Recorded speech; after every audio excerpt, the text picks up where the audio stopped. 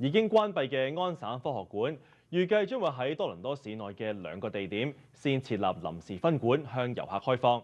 不過，臨時分館至少要1年之後先至能夠建成。胡曉琳報導。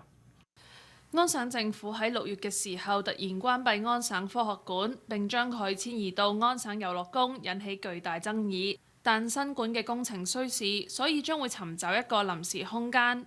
但臨時館址預計最早都要2026年先至開放。CTV 報導，政府現時打算喺怡陶碧谷嘅 Sherway Gardens 同埋市中心嘅 Harbourfront Centre 設立臨時嘅分館，其中 Sherway Gardens 一個25,000平方英尺嘅空間，將會由11月至3月舉行 Circus 同埋 Towers of Tomorrow 嘅展覽，而 Harbourfront Centre 嘅12,000平方英尺空間就會由12月至5月展出 Kids Spark 嘅展覽。現時安省科學館原址已經對外關閉，據消息指唔少嘅展品已經包起嚟，準備暫時存放喺桂湖。